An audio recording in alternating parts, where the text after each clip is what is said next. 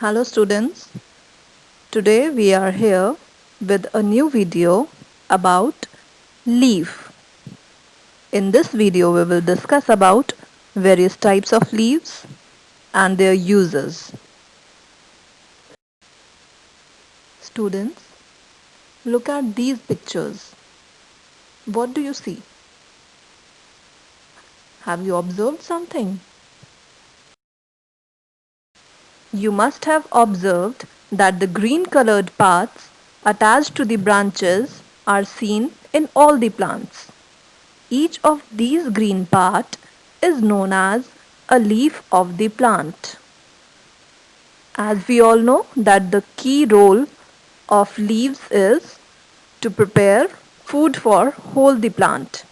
So these leaves are also called kitchen of the plant. So have you ever observed the plants around you? Do you know how many plants are there in your garden? Or how many potted plants do you have? Can you name those plants? There are different plants around us, and all of them have different types of leaves. Leaves of different plants differ in their shape, size, and texture. As we all know, the leaf is a very important and essential part of the plant as it plays a key role in making food for the plant.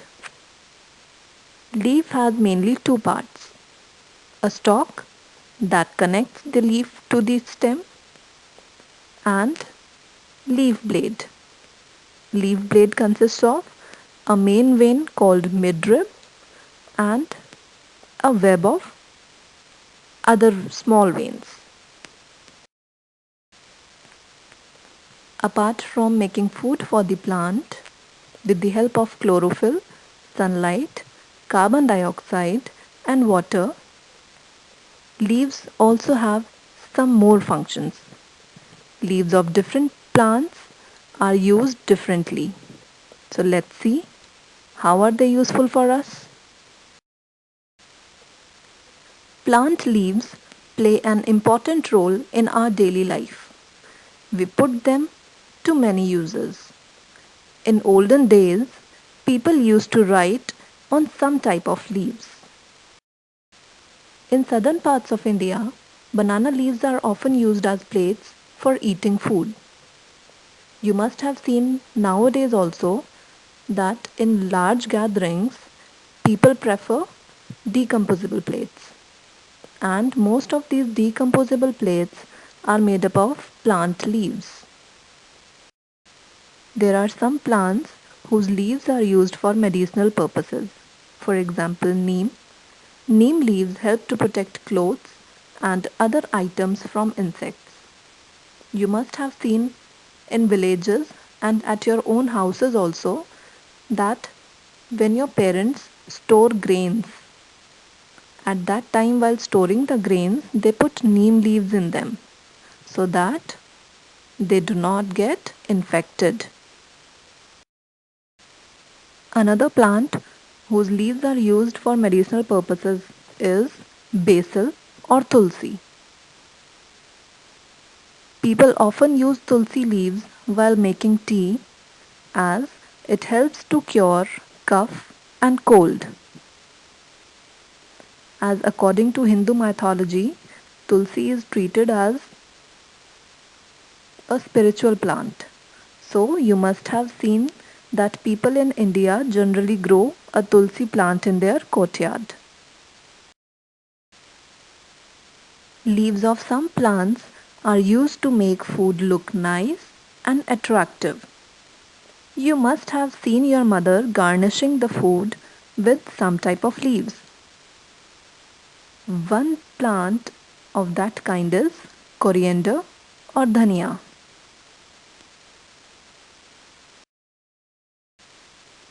Another plant whose leaves are used to garnish food is mint or pudina.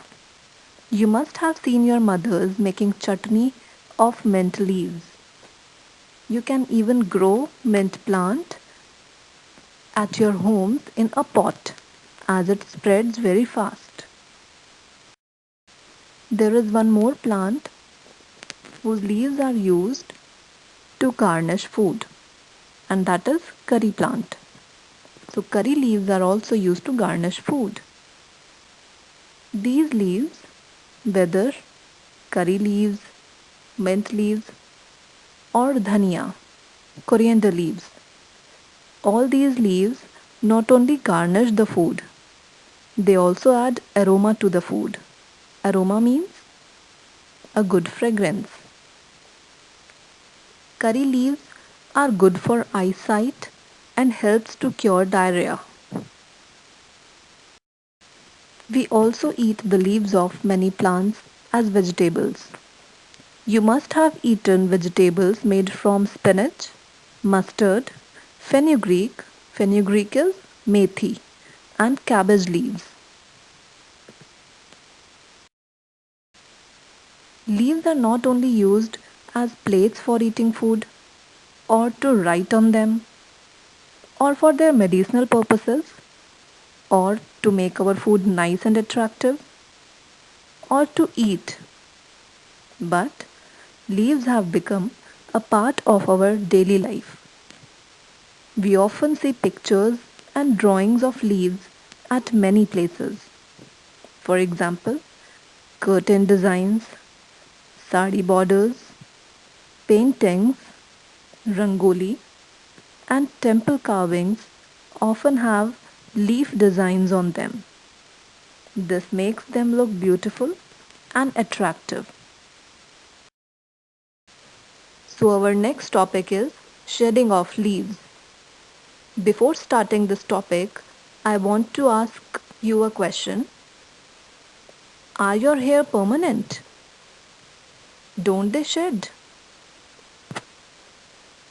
The answer is no, they are temporary. They are not permanent. So children, in the same way, in certain seasons of the year, you see many leaves lying on the lawns and the roads. This shows that the leaves of plants are not permanent. As your hair are not permanent, in the same way, the leaves of plants are also not permanent. They remain on the plant only till they are able to perform their function well. Once they become old, then the plant extract all the required things from the leaves and finally they shed them off. New leaves then grow up to take place of old leaves. Another plant whose leaves are used to garnish food is mint or pudina. You must have seen your mothers making chutney of mint leaves. You can even grow mint plant at your homes in a pot as it spreads very fast.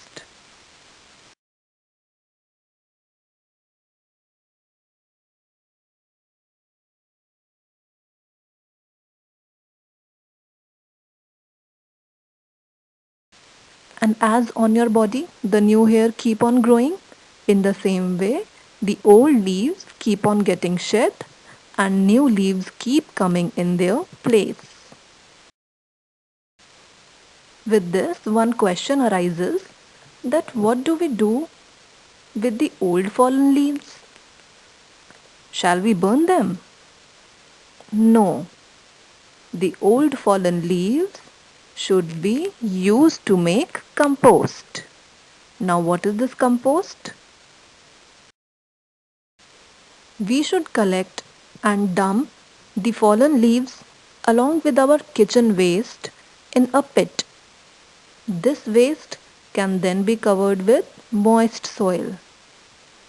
When this is left as such for 2 to 3 months, it becomes compost.